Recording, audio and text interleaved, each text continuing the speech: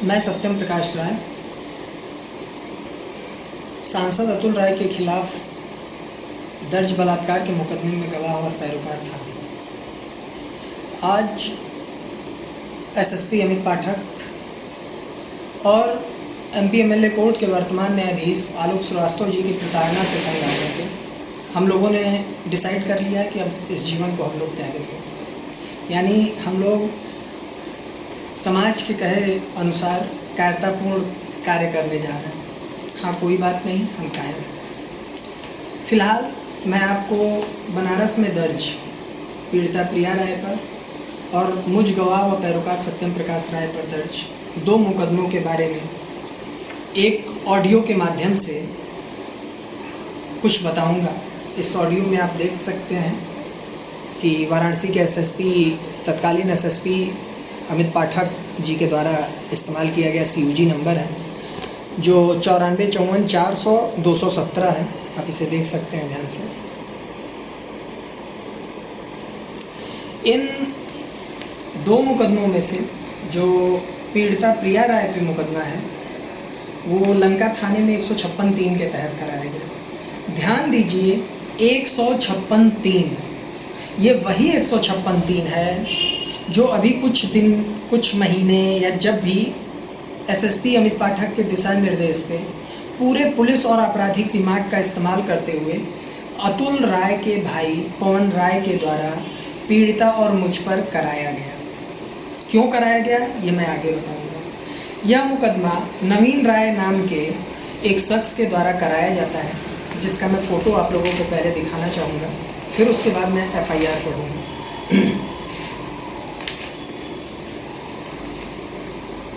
Photo number 1। ऐसे सैकड़ों photo हैं, एक ही 2 फ़ोटो नहीं हैं। और इससे ज़रूरी बात है कि यह अभी भी अतुल राय के लिए काम कर रहा है। यह पूर्व में मेरा भी परिचित था, लेकिन इसकी ऐसी ही एक्टिविटीज़ की वजह से मैंने इससे दूरी बना ली।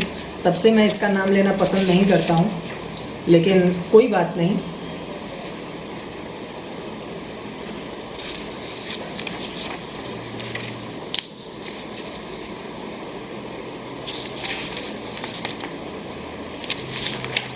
आप इस फोटो पे थोड़ा ध्यान से भी देख सकते हैं। इस फोटो पे लिखा हुआ है 7272 my name and my fame. यह अतुल राय के साथ जो फ़ोटो है इसमें लिखा हुआ है my name and my fame. ठीक है, अब मैं आप लोगों को इस FIR में भी लिखा हुआ पढ़ के सुना देता हूँ। यह FIR अतुल राय के चुनाव के दौर में जब उस पर मुकदमा हुआ था, जब उसने मीडिया के सामने आकर के कुछ फर्रे पड़े, तो उसमें एक नाम आप लोगों ने सुना होगा, समाजवादी पार्टी के किसी छात्र इकाई के पदाधिकारी का, संदीप सिंह स्वर्णकार, जिसके फर्रे तमाम अतुल राय ने पढ़े। बेवजह पढ़े, लेकिन उसको किसी महिला, किसी लड़की का कैसे शोषण किया जाता है, कैसे समाज में चारित्रिक हनन किया जाता है, वो उसको पता है। तो जो मैसेज अतुल राय के द्वारा मीडिया के सामने पढ़ा गया और उसी संदीप स्वर्णकार के द्वारा माननीय MP MLA कोर्ट में एफिडेविट के साथ लगाया गया, उन्हीं फर्जी दस्तावेजों का इस्तेमाल करके इस नवीन राय ने 156(3) में पीड़िता प्रिया राय पे मुकदमा कराया।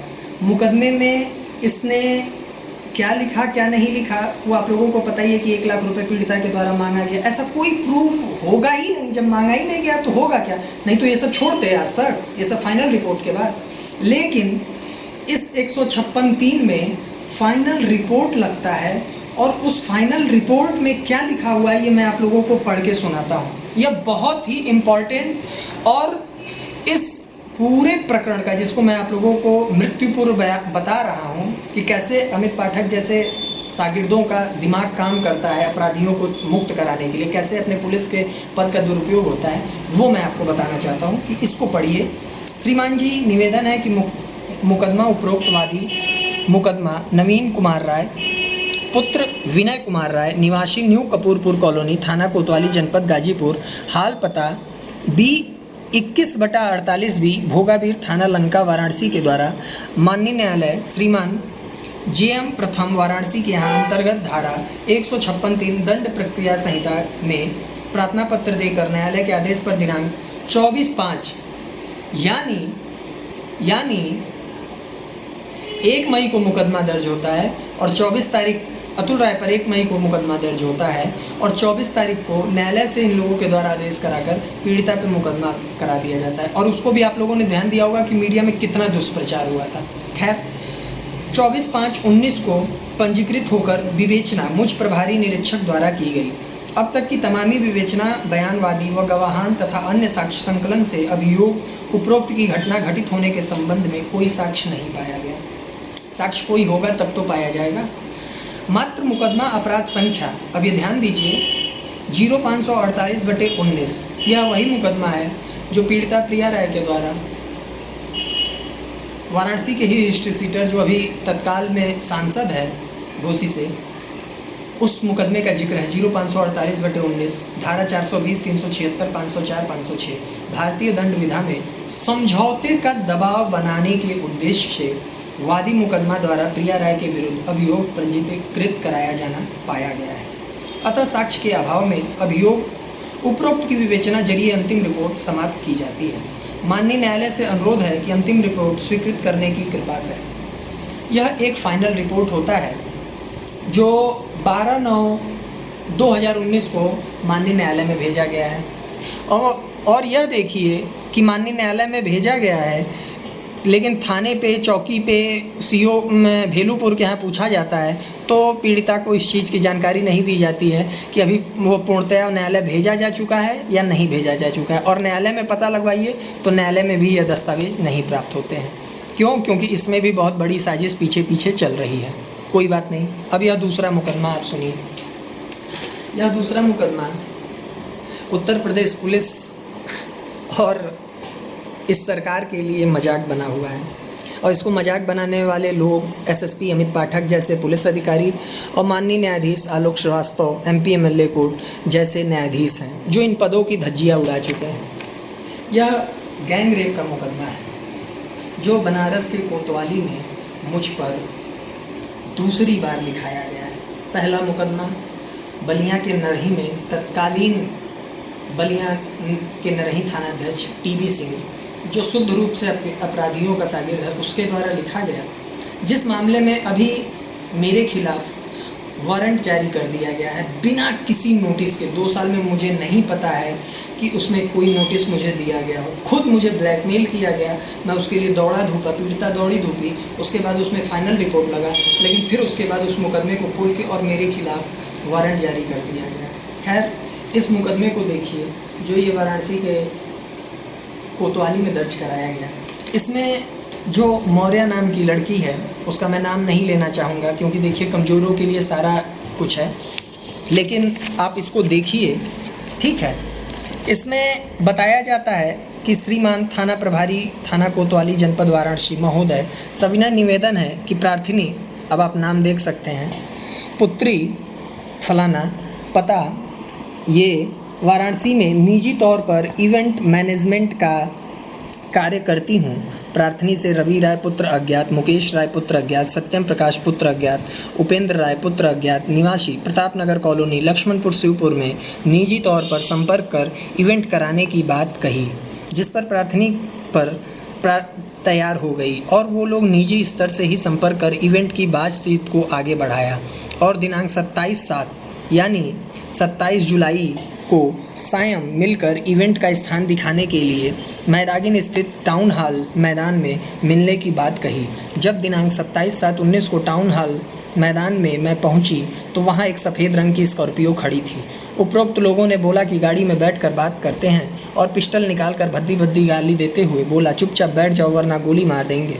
प्रार्थनी डर के मारे गाड़ी में बैठ गई और कुछ देर गाड़ी चलने के बाद उपरोक्त लोगों ने एक के बाद एक दुराचार किया, जिसके कारण प्रार्थनी बेहोश हो गई। जब होश आया तो मैं अस्पताल में थी। अस्पताल में ही मेरा प्राथमिक उपचार हुआ। इसके बाद मैं अस्वस्थ महसूस कर रही थी और घर आकर निजी चिकित्सक से अपना इलाज कराई। अब स्वस्थ महसूस कर रही हूँ और थाने आकर आपको घटना की सूचना दे रही हूँ। अतः श्रीमान जी से अनुरोध है कि आवश्यक कानूनी कार्रवाई करने की कृपा करें। प्रार्थनी फलाना मौर्य और ये नंबर है पता नहीं 7081 करके, और हेड कांस्टेबल रमाशंकर यादव प्रमाणित करता हूँ कि एफआईआर की कायमी व धारा का अंकन मेरे द्वारा किया गया, तहरीर नकल बोलकर। अब इसके बाद मैं आप लोगों को एक ऑडियो सुनाऊंगा, जो ऑडियो पीड़िता प्रिया राय, और मुझे लगता है हिंदुस्तान के जैसे टॉप 5 टॉप 10 में एसएसपी प्रभाकर चौधरी सर आए हैं, उसी तरीके से अगर भ्रष्ट आईपीएसों को देखा जाए तो उसमें हिंदुस्तान नहीं दुनिया के सबसे भ्रष्टतम अधिकारी एसएसपी अमित पाठक की बातचीत है। इस बातचीत में आप देखिए कि एसएसपी अमित पाठक के द्वारा आज से सालों पहले, मुझे साल में भी मुझे लग रहा है कि बहुत समय हो गया है, क्या कहा गया है। उसके बाद मैं आप लोगों को बताऊंगा कि एसएसपी अमित पाठक पूर्णतया यह समझ लीजिए कि हम किसी भी तरीके से मरें, हमें पेट्रोल नहीं मिल रहा है, हम पिछले कई दिनों से संघर्षरत हैं कि हमें पेट्रोल मिले, और हम सुप्रीम कोर्ट माननीय उच्चतम न्यायालय के सामने अपना प्राण दें, लेकिन ऐसा हमें नहीं मिल रहा है। तो कोई बात नहीं, हम कहीं और अपने प्राण त्यागेंगे, लेकिन अब बर्दाश्त नहीं हो रहा है। खैर, इसको सुनिए आप। जितना गलत किया है, जितना गलत रिपोर्ट लगाया है, जितना गलत एफआईआर किया है, मैं किसी को छोड़ूंगी नहीं सर, मैं पहले बता दे दी आपको। सर ये आपकी एफआईआर कोतवाली में लिखी गई थी जी, तो उसमें क्या परिणाम रहा था? सर उसमें लग गई थी तो सर उसमें परिणाम क्या लगी थी? उसमें सर मैं आपको बताऊं, जो नरही वाला जो पहला मुकदमा किया गया, जून में किया गया, तो मैं आपको ये भी आपको अवगत करा दूं कि मैंने जून में भी, मुझे जब ये ब्लैकमेल किया जाने लगा कि डिटेल निकाला गया है सत्यम प्रकाश राय का, और डिटेल के आधार पे लड़की तैयार हो गई है एक, और उसको खरीद के एफआईआर कराया जा रहा है 376 का, तो जैसे मैं जेल काट रहा हूँ वैसे ही तुम भी जेल काट, मतलब जी। तो सर हाँ हेलो जी सर, तो जो पहला एफआईआर हुआ था वो टीबी सिंह ने किया था, जो टीबी सिंह अब्दुल राय से परिचित है। मैं आपसे देखिए, मेरे सर मैं वही बताने का प्रयास कर रही हूँ। बात सुनिए, आप तो बोल नहीं देती हैं। मैं ये कह रहा हूँ कि जितने आपकी पूरा ट्रेन है अब तक का, मैं सब समझने की कोशिश कर रहा हूँ, शुरू से क्या हुआ देखता हूँ। तो पहले मुझे तथ्यात्मक बातें समझ लेते दीजिए। जो आपकी कोतवाली में एफआईआर हुई, उसके आपके पास क्या है उसके बारे में रिपोर्ट की? उसमें क्या हुआ? चार्जशीट लगी या कहाँ लगी? अब सर हमें तो मतलब उस समय प्रभाकर सर थे, तो हम लोग डीजीपी सर के पास दौड़ के गए, तो उन्होंने प्रभाकर सर को ट्रांसफर किया, फिर हमें कुछ दिन बाद बताया कि उसमें फाइनल रिपोर्ट लग गई है। तो हमें तो सिर्फ इतनी जानकारी है, उसके बाद से हमें कोई जानकारी नहीं कि उसमें लगा है कि नहीं लगा है, और क्या लगा है क्या नहीं लगा है, हमें कहा यही गया है। एक आपकी बात होगी कि एक आपकी एफआईआर कोतवाली में लिखी गई थी आपकी। दूसरा आपने कहा कि एक आपकी एफआईआर एक और थाने में लिखी गई, वो है लंका थाने में लिखी गई थी। जी सर, जो मेरे ऊपर लिखी गई थी नवीन राय के द्वारा। उसमें क्या हुआ? अब फिर उसमें तो उस समय यही बोला गया कि उसमें कुछ पाया नहीं गया है, और उसमें भी एफआईआर रिपोर्ट लग जाएगा, ये मुझे बोला गया था उस समय 2019 में। तो अगर इन दोनों में वाली फाइल रिपोर्ट लग गई हो, मैंने अभी बोला है निकालने को, तो सर आपकी पुलिस ने फिर मदद उसका कर दी? नहीं सर, पुलिस मदद नहीं की। लगाने से भी आपकी मदद नहीं की? नहीं सर, फाइनल रिपोर्ट लगाने का क्या मतलब होता है सर? एक बार एफआईआर आपने कर दिया तो उसको तो जब मन करेगा तब आप पैसा देके उसको ओपन करा सकते हैं, जब मन करेगा तब उस लड़की को जब एफआईआर देके करा सकते हैं, तो जब मन करेगा तब उसको सामने ला सकते हैं। जिस पर सर अभी वही सामने ला वही बताने का प्रयास। एफआईआर दर्ज हुई, सुनिए, कोर्ट के आदेश से एफआईआर दर्ज हुई, कोर्ट के आदेश से। सुना नहीं कि एक केस में मुझे मालूम है कि कोर्ट के आदेश से हुई, जो नवीन राय वाला है। हाँ, तो कोर्ट के आदेश से एफआईआर करनी पड़ी, तो पुलिस ने उससे फाइनल रिपोर्ट लगा दी, क्या गलत हुआ? सर मैं आपको यही बताने का प्रयास कर रही कि वो केस सारे जिंदा हैं, वो सारे केस जिंदा। मैं आपको यही क्या मतलब? अरे मैं सर आप मेरी बात तो एक बार सुन लीजिए, मैं आपको यही बता रही कि मुझे बताया गया था कि नरही वाले केस में एफआईआर लग चुकी है मीडिया के संज्ञान में आने के बाद, लेकिन उस पर हमें अभी ज्ञात हुआ है, अभी महीने भर भी नहीं हुए हमें पता चला है कि वो लड़की वापस से जाके कोर्ट में चैलेंज की है। अरे तो उस एफआईआर का क्या मतलब नहीं, उससे नहीं मतलब है। सुनिए, लड़की पुलिस थोड़ी है, मैं तो पुलिस का पार्ट बोल रहा हूँ। तो सर मैं पुलिस का ही पार्ट बोल रही कि वो लड़की कौन है नरही वाली हम लोग को आज तक नहीं पता, वो लड़की कोतवाली की कौन है हम लोग को आज तक नहीं पता। तो कैसे हो जा रही है ये चीजें? ऑफिसर थोड़ी है वो लड़की। तो सर लड़की वो पुलिस ऑफिसर नहीं है, तो पुलिस ने अगर दबाव में किया हो या फिर अनभिज्ञता में किया हो एफआईआर, तो उस पर कार्रवाई क्यों नहीं हो रही? जब कोर्ट आदेश करेगा तो पुलिस को एफआईआर नहीं करनी पड़ेगी, यही आपकी जानकारी? सर मैं आपको जो बता रही शायद वो समझ नहीं पा रही, या फिर मैं आपको शायद सही से समझा नहीं पा रही। मैं ये कह रही सर कि वो दोनों लड़कियां जो जिसने मेरे गवाह सत्यम प्रकाश राय पर 376 का FIR कराई, उन दोनों लड़कियों का ठीक है, भले FIR लग गया है और भले वो चैलेंज करे, वो एक अलग बात हो गया, लेकिन जब FIR लगा तो वो लड़कियां तो गलत साबित हुई ना, तो उस लड़कियों पे कार्रवाई क्यों नहीं हुई? मैं ये पूछने क्यों हो रही है? इसमें ये किसकी फाल्ट है सर? नहीं, उसमें भी रिपोर्ट चली गई है कोर्ट को कि इन लोगों ने फर्जी FIR करी। 182 होता है, 182 है, उसमें रिपोर्ट चली गई, बताया गया है। सर रिपोर्ट पर चला गया है, ठीक है, मैं मान लेती हूँ चला गया होगा, बहुत अच्छी बात है, लेकिन हमारा सवाल ये है कि उसमें लगाओ रिपोर्ट चाहे ना लगाओ, हम ये कह रहे हैं कि उसमें प्रॉपर जांच क्यों नहीं हो रही, उन लड़कियों को पकड़ा क्यों नहीं जा रहा है? कल को उन लड़कियों का अगर वो मर्डर करा दे और उसका चाहे सत्यम प्रकाश राय पे मर दे, तब हम लोग क्या करेंगे? नहीं, आप नहीं सुन रहे, हम जो भी करेंगे, जो हमारे पास उपलब्ध मटेरियल हाथ में होगा उसी हिसाब से तो कर पाएंगे। तो सर यही तो जवाब। अब मैं आप लोगों को बताता हूँ इसमें से 2-3 पॉइंट। इसमें 182 आया, 182 आया। साल भर पहले एक SSP जो बहुत अच्छा काम करते होंगे तभी तो DIG बने हैं, मैं आप लोगों को बता रहा हूँ, पीड़िता भी बता चुकी है, SSP अमित पाठक वर्दी की आड़ में शुद्ध रूप से राजनीतिक और आपराधिक लोगों की दलाली करते हैं। और तभी एक पीड़ित अपनी आत्मा से, मैं ज़्यादा कुछ तो नहीं कह सकता और मैं भगवान को भी कोट करूँगा तो लोग हंसेंगे कि इनकी माँ विंध्यवासिनी, इनके बाबा विश्वनाथ, लेकिन यह व्यक्ति जीवन में कभी खुश नहीं रहेगा। यह अरबों रुपए बना तो चुका है, लेकिन मैं मरने से पहले इस व्यक्ति को श्राप दे रहा हूँ कि यह जीवन भर, और मुझे कहना नहीं चाहिए ये मरते समय भी, लेकिन मैं कह रहा हूँ कि इसके परिवार के लोग भी जो इसके पैसे का उपयोग करते होंगे वह कोई सुखी नहीं रहेगा। यह इतना बेशर्म आदमी है कि देखिए यह बात कर रहा है सालों पहले 182 की कार्रवाई, एक पीड़ित लड़की, बलात्कार पीड़िता इस व्यक्ति से निवेदन कर रही है कि वह लड़कियां क्यों नहीं पकड़ी गई।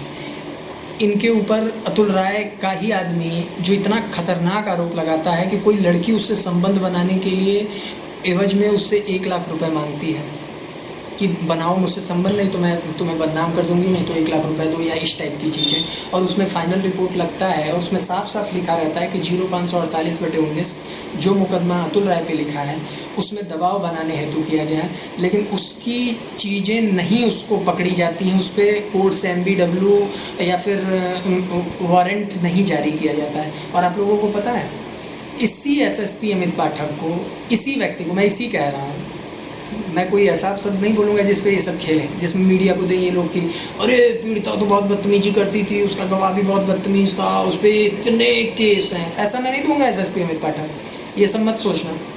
लेकिन मैं तुम्हें, तुम के सिवा जी आप ये सब भूल जाओ, बहुत दूर की चीज़ें। तो इस व्यक्ति के द्वारा अपने ही एक जूनियर अंडर ट्रेनिंग, मैं तो कहूँगा IPS अभिमन्यु मांगलिक हैं, तो उनके द्वारा अभी एक षड्यंत्र रच करके जो ऑडियो पीड़िता और मेरे द्वारा SSP अमित पाठक को सुनाई गई, जिसमें उस फर्जी अंकपत्र मामले का खुलासा था, लेकिन पता है उस खुलासे में SSP अमित पाठक को क्या घाटा हो रहा था?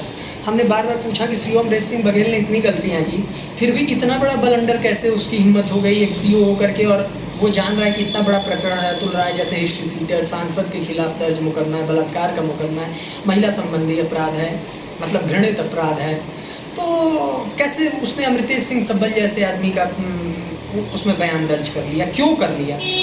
हाँ, तो इसका जवाब SSP अमित पाठक के पास नहीं था। इस पूरे प्रकरण में आपने देखा, मैं समझना चाहता हूँ, आप सुनिए तो, आप बोलने नहीं देती, आप मुझे तार्किक चीज़ें बताइए। इनको तार्किक में पता है क्या चाहिए? इनको A+B का होल स्क्वायर चाहिए, A+B का होल क्यूब चाहिए, A²+B² चाहिए, इनको A³ B³ चाहिए। तार्किक तो यही हुआ ना फिर तो। या तो फिर हम इनसे पुलिस की भाषा में बात करें। एक पीड़ित महिला जो अपनी पीड़ा को बताना चाहती है, वो पूर्व में भी IPSओं को बताई है, SSP Prabhakar Chaudhary sir, SSP Kulkarni sir को, वो लोग सुनते थे, वो जान रहे हैं कि सामने का जो व्यक्ति है वो पीड़ित है, वह तनाव में बात करेगा, वह फ्रस्ट्रेशन में बात करेगा, हम उसे सुने, हम उसे कूल करें, हाँ, हम उसकी पीड़ा को हर लें कि वो पहले ठंडा हो, फिर उसके बाद वो सोचे समझे, फिर उसके बाद अब और भी कुछ सोचे, याद आए तो उसको अपनी पीड़ा बताए। लेकिन यह व्यक्ति गुमराह करता है, आप मुझे पूरी बात बता दीजिए, आप मुझे फिर बीच में कि नहीं आप मैं पुलिस ऑफिसर हूँ भाई, मुझे क्यों इस टाइप की चीज़ें, खैर कोई बात नहीं। अभी पता है आप लोगों को कि पूरे मीडिया में ये दिखाया जा रहा है हनी ट्रैप, ये ट्रैप, वो ट्रैप। क्या साक्ष्य है भाई? उसमें क्या साक्ष्य है? उसमें कोई साक्ष्य नहीं है। जो व्यक्ति दो गैंग रेप करा सकता है, वो भी तथाकथित उस सरकार में जिस सरकार के द्वारा मुख्तार अंसारी पे कार्रवाई की जा रही है, और उस मुख्तार अंसारी का दाहिना और बायां दोनों हाथ है अतुल राय। आज के डेट में भी है, प्रशासन के पास, सरकार के पास सारी रिपोर्ट है। लेकिन बसपा और भाजपा का जो गठबंधन चल रहा है, जो मौन न रह करके मुखर हो चुका है, उस गठबंधन की कुछ शर्तें हैं। ठीक है, मैं बहन जी पे कोई टिप्पणी नहीं करूँगा। उस गठबंधन की शर्तों को पूरा करने के लिए अमित शाह जी से लेकर के कानून मंत्री ब्रजेश पाठक से होते हुए, ठीक है, और सतीश मिश्रा जी से होते हुए, राज्यसभा महिला सांसद सीमा द्विवेदी से होते हुए, एसएसपी अमित पाठक और एडीजी पता नहीं कौन है, कोई ब्राह्मण सा नहीं है, तो उन तक पहुंचा हुआ है यह मैटर। ये बहुत ही खतरनाक चैनल से कराया जा रहा है कि इसमें कोई आम जनता, छोटे मोटे अधिकारी या बड़े अधिकारी भी कोई सेंध नहीं मार पाएगा। तब हम लोग इतने प्रताड़ित हो रहे हैं। खैर, तो जो कुछ दिनों में ही बार बार पीड़िता के द्वारा कहा गया कि 18 दिसंबर 2020 को माननीय न्यायालय में एमपी एमएलए कोर्ट में हम पे हमला हुआ, और आप लोगों को पता है मेरा दाहिना हाथ, और ये देखिए अभी भी मेरी उंगली टेढ़ी है, आप देख सकते हैं इन दोनों उंगलियों में कौन सी उंगली टेढ़ी है। ठीक है, पूरी तरीके से भाई मैं पीड़िता को अपने कंधे में इसमें छुपाया हुआ था, और मैं कह रहा था कि बस करो, मुझे मारना है जितना मारो, लड़की के हाथ में छोड़ो, लड़की को। पूरा सीसीटीवी में सब कुछ कैद था। ठीक है, पीड़िता के द्वारा पूर्व में एसपी सिटी प्रयागराज को फ़ोन किया गया, महिला हेल्पलाइन को फ़ोन किया गया, वहाँ पुलिस, हमारे पास वो रिकॉर्डिंग है जिसमें 10 पुलिस वाले खड़े हैं, और वहाँ हमें मार दिया गया। तो हम किस शर्त पे बनारस पुलिस के पास बयान देने जाएं? लेकिन हम बयान से भाग भी नहीं रहे थे। हमने कहा कि आप हमसे बयान लीजिए। पीड़िता ने रिकॉर्डिंग भी वायरल किया, अभिमन्यु मांगलिक का भी किया है, और शायद मरने से पहले हम लोग वो सब सारे ऑडियो को रख दें, आप लोग सुनिएगा किसी अलग में। तो बयान के लिए तो पहले पवन राय शिकायत करता थे, बाद में कोई मनोज सिंह हो गए। पीड़िता के द्वारा पूछा जा रहा है कि मैं बयान दूंगी, लेकिन मुझे पहले बताया जाए कि जो नोटिस भेजा गया वो मनोज सिंह कौन है, या फिर करेक्शन करके भेजा जाए। ऐसा कुछ नहीं किया गया। पीड़िता के द्वारा मेल आईडी भी बताया गया अभिमन्यु मांगलिक को, नहीं हुआ। लेकिन उस हुआ क्या पता है? कैंट इंस्पेक्टर के द्वारा नंबर ब्लॉक किया गया।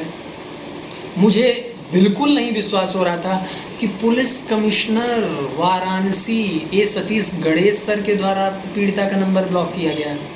वो नंबर ऑफिशियली मेरे नाम पे होगा 9415490022, लेकिन उसे पीड़िता बहुत दिनों से इस्तेमाल करती है, चाहे हम दोनों ही इस्तेमाल कर लेते हैं। फिर उसके बाद नीचे के अधिकारी से पूछने के लिए पीड़िता ने फ़ोन किया, जो संभवतः DIG रैंक पे थे, PHQ या कुछ भी वो देखते हैं, तो उनके द्वारा पहली बार फ़ोन उठा लिया गया। लेकिन जब सुना गया कि पीड़िता प्रिया राय बोल रही, बलात्कार पीड़िता अतुल राय के खिलाफ दर्ज मुकदमे की बात नहीं, तो उन्होंने कहा कि मैं किसी मामले में बाहर हूँ, सुबह 11 बजे ही। हमने कहा कि ठीक है, कोई बात नहीं।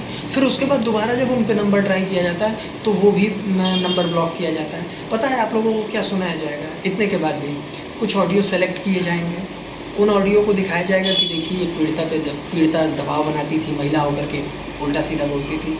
दोस्तों, विश्वास करना हो विश्वास करिएगा, नहीं करना हो नहीं करिएगा। हमें जो करना है वो हम करके अपना निवृत्त होंगे। इस जीवन को जीने का कोई मतलब नहीं है, क्योंकि ऐसे समाज में जहाँ समाज को पूरी तरीके से नपुंसक बना दिया जाए, ऐसे SSP अमित पाठक और माननीय न्यायालय की इतनी पवित्र कुर्सी पर बैठ करके न्यायाधीश आलोक श्रीवास्तव के द्वारा, तो मुझे नहीं लगता है। देखो, मैंने बार बार बोला कि मुझे बदनाम करना है, मुझे मारना है, मेरे ऊपर कितने मुकदमे हो, कोई दिक्कत नहीं है, आप फेयर काम करो। पुलिस जान मुझसे फ़ोन उठाती थी तो हमें खुश करने के लिए, जब उन लोगों का हम लोग एक्सपोज करते थे तो अरे आपका फेवर। मैंने बार बार कहा फ़ोन पे कहा कि आप मुझे राहत मत दीजिए, आप अतुल राय या उसके साथ या किसी के साथ भी अन्याय मत करिए, आप फेयर इन्वेस्टिगेशन करिए, उसमें जो भी चीज़ें हैं उसको शपथ पत्र के साथ रखिए, या मेरा एविडेंस ले रहे हैं तो उसको शपथ पत्र लगा के रखिए। लेकिन ऐसा कुछ भी नहीं किया गया।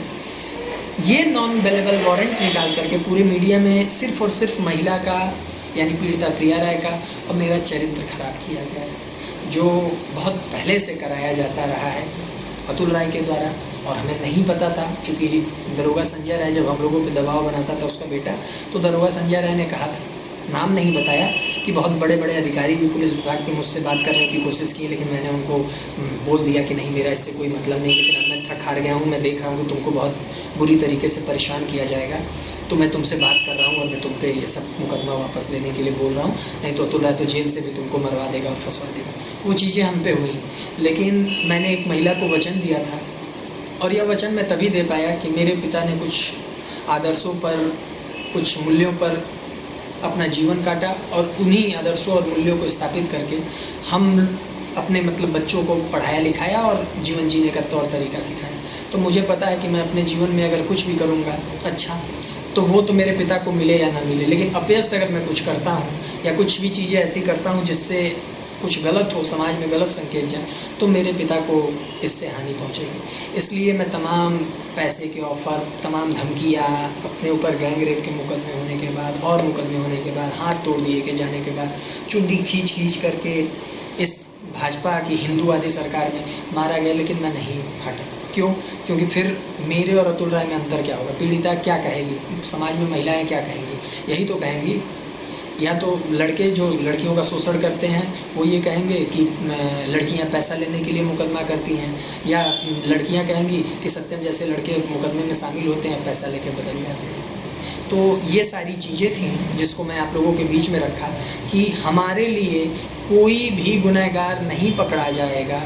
क्यों? क्योंकि अतुल राय अब बसपा का सांसद है, वो सांसद है जो एसएसपी अमित पाठक को एसएसपी से डीआईजी बनवा सकता है, वो सांसद है जो बसपा में रहते हुए भाजपा को तमाम सीटें 2022 विधानसभा में दिलवा सकता है।